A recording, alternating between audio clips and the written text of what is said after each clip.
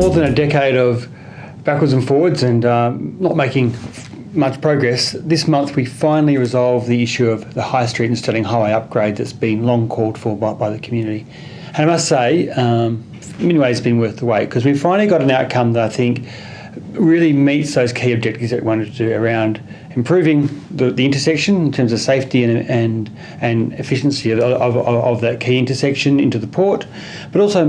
improving amenity for residents, but also doing some really key things like preserving some of the key mature trees,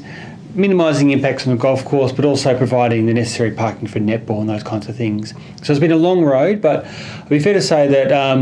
the most recent discussions with the state government and Main Roads have been really, really fruitful. I think they've done a good job of engaging with the community and actually picking up on some of those key ideas. So I'm really pleased with the outcome that we've got. It was unanimously supported by the council, and I think we all look forward to seeing this major investment of around about $100 million of upgrade of roads around Fremantle underway. With the Westport Task Force process now well underway, it was timely that the Fremantle Council made its position really clear on the working Fremantle Port. The Fremantle Council overwhelmingly supported a working port into the future,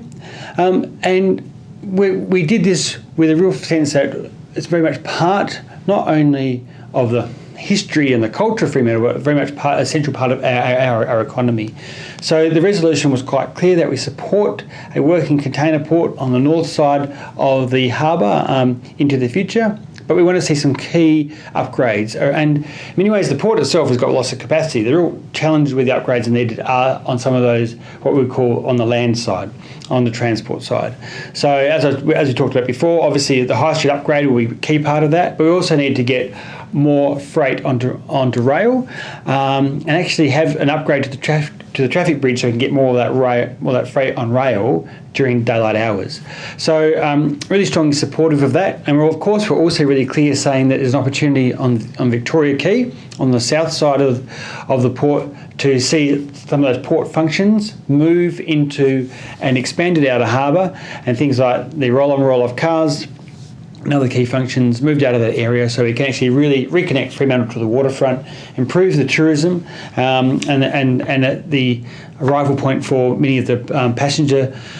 who arrive by boat. And I think therefore we have the best of both worlds, a working port into the future, but also a south side that is actually a much better tourism location. Fremantle Oval and Hospital Precinct is one of those key projects that we see really transforming this end of Fremantle.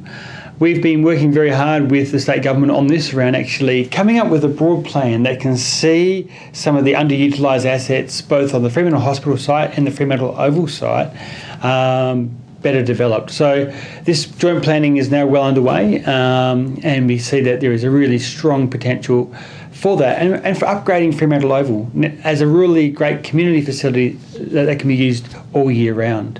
So a lot of the land that we're dealing with in this area is owned by the state government. So we're going to enter into a MOU with Landcorp as the key state government land development agency so that we can actually get this redeveloped and actually see the important history of the Oval area, but also actually the connections across it and the better use of it and development around it happen in future years. And this, I'll be fair to say, this is probably one of the key, most transformative projects for Fremantle over coming years. The Hungerford Award has been awarded with Fremantle Press around supporting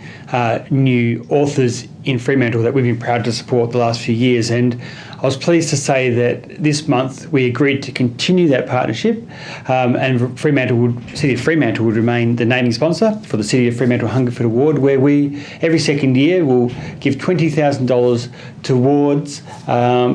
this great prize. It actually celebrates the best new book by an unpublished author. We've seen some great novels come through, and I think this is one of the things that I love about Fremantle. We are a city that loves the arts, loves literature, and I think it's really important as a city council that we actually support these things through Fremantle Press, and I look forward to seeing many great new authors born in and around the Fremantle area in coming years.